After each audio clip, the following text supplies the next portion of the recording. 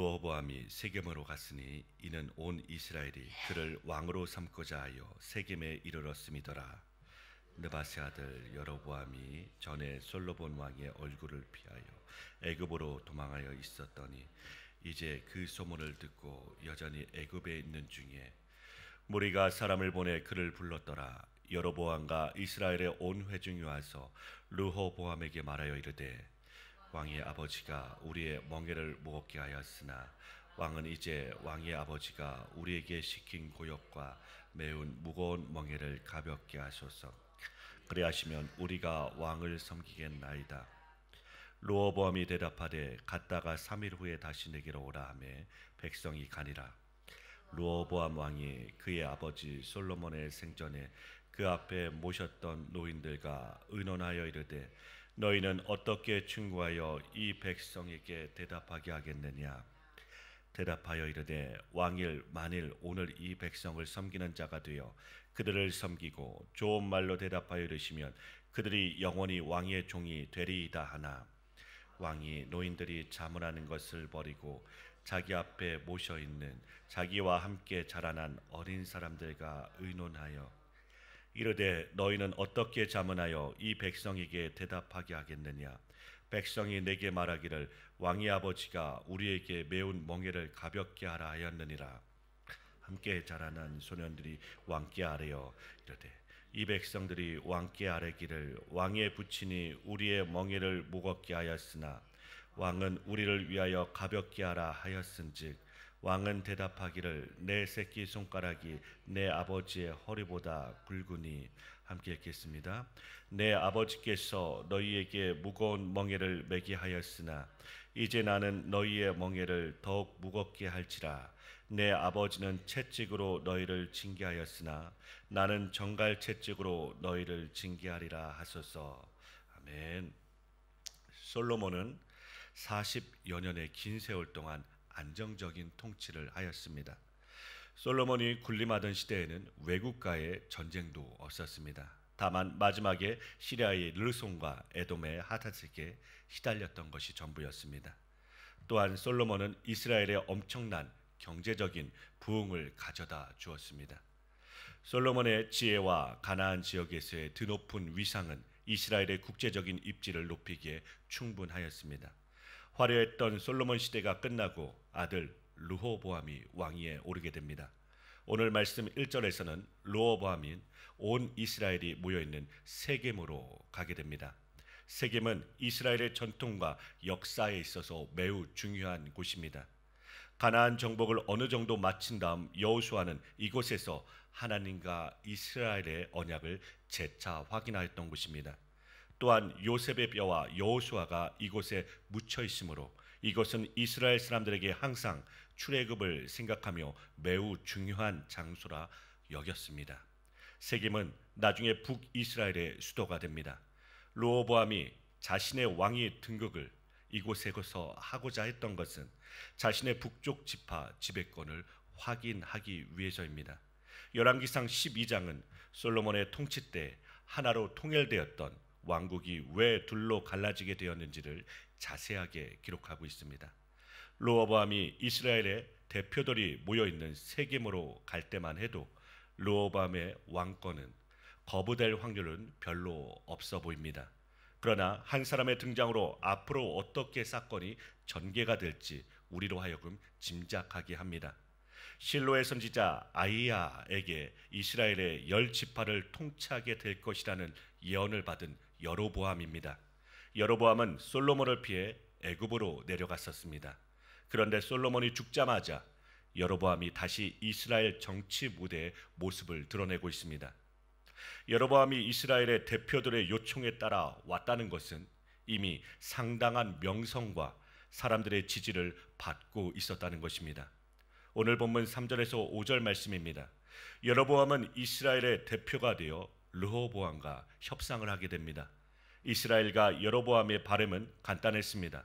그동안 솔로몬 정권 아래 강제 노동과 무거운 세금 징수 등으로 백성의 고통이 너무 심해서 살기가 어려우니 백성이 져야 하는 짐의 무게를 줄여달라는 것입니다.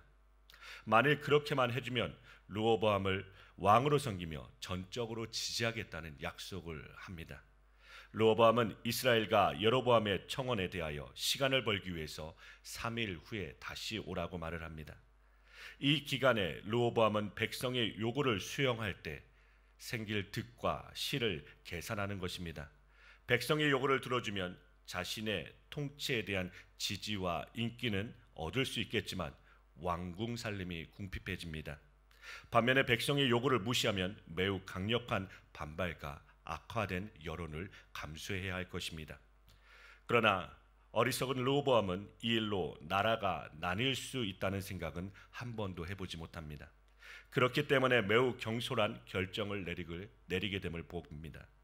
르호보암은 사건의 심각성을 파악하지 못한 것입니다. 하나님은 분명 이스라엘을 둘로 나누겠다고 하셨습니다. 그리고 그 일이 눈앞에 다가왔습니다. 본문 6절부터 11절 말씀입니다. 궁으로 돌아온 르호보암은 솔로몬 시절에 솔로몬을 섬기던 원로들을 불러 의견을 묻게 됩니다. 이미 솔로몬 시대에 이룰 것을 다 이루고 성취하고 싶은 정치적 야심을 모두 실현한 원로들은 사심이 없고 지혜롭고 현실감 있는 조언을 해주게 됩니다. 오늘 말씀 7절 말씀처럼 백성들의 청을 들어주시오. 그러면 그들이 평생 임금님의 종이 될 것입니다 라고 말을 하게 됩니다.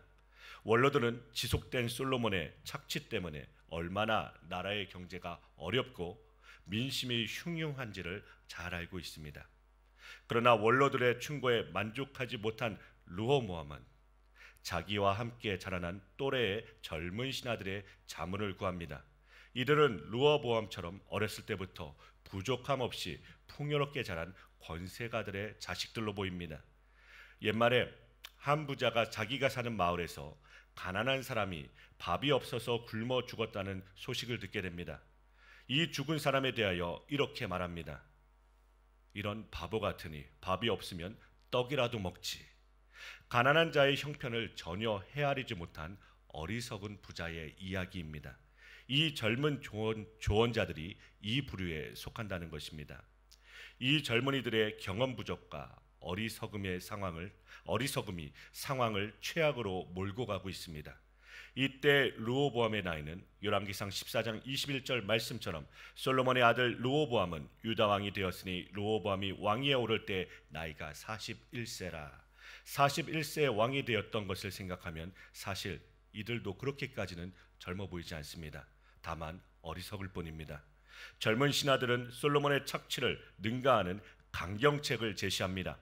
르호보암의 은총을 입어 그 자리에 오른 신하들이었기에 르호보암이 듣고자 하는 말을 해준 것입니다. 11절 말씀입니다. 내 아버지께서 너희에게 무거운 멍에를 매게 하였으나 이제 나는 너희의 멍에를 더욱 무겁게 할지라. 내 아버지는 채찍으로 너희를 징계하였으나 나는 전갈 채찍으로 너희를 징계하리라 하소서.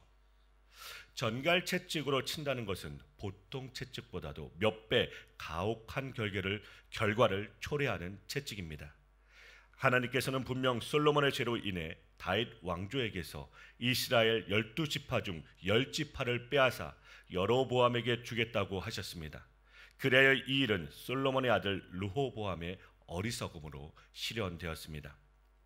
우리가 르호보암이라면 우리는 누구의 자문을 받아들여야겠습니까?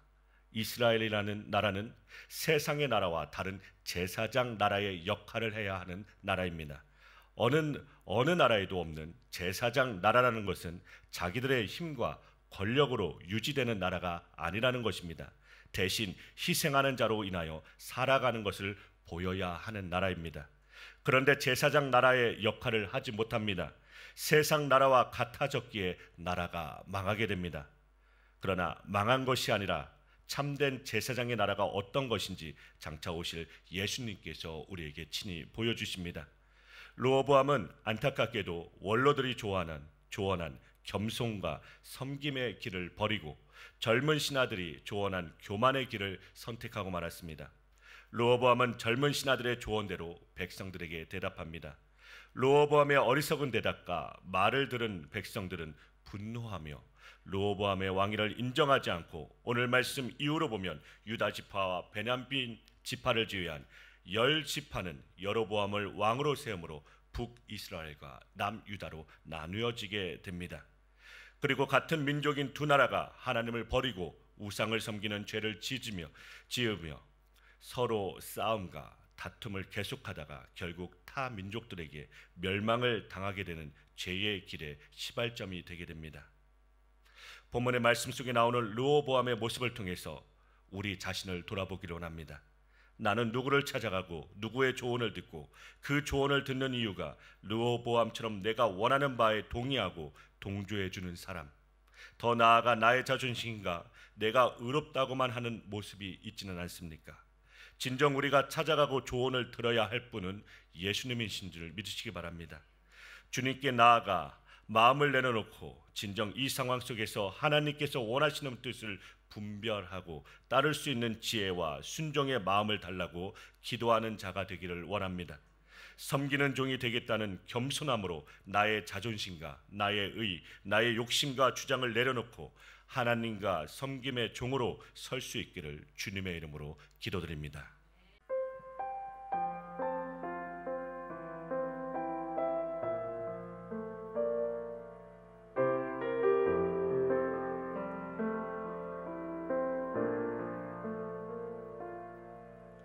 하나님의 부르심에는 후회하심이 없네. 내가 이 자리에 선 것도 주의 부르심이라. 하나님의 부르심에는 결코 실수가 없네. 나를 부르신 하나님의 신실하심을 믿네. 날 부르신 뜻 내 생각보다 크고 날 향한 계획 나의 지혜로 생각 못하나 가장 좋은 길로 가장 완전한 길로 오늘도 나 이끄신 믿네.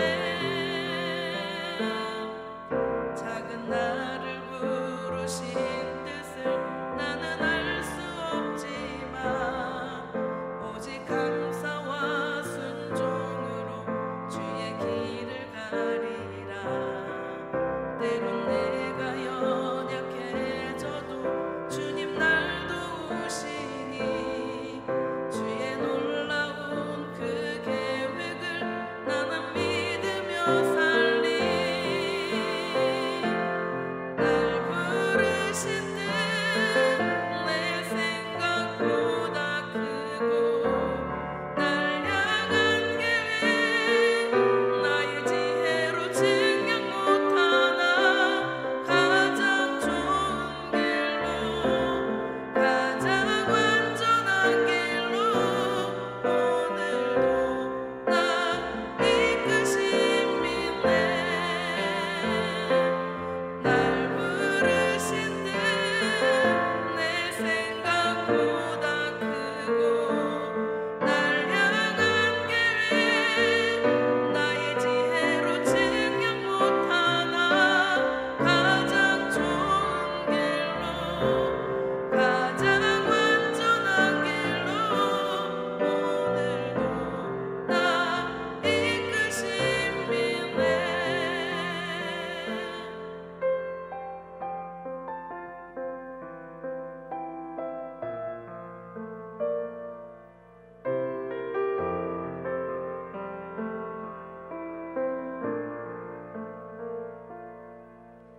하나님의 부르심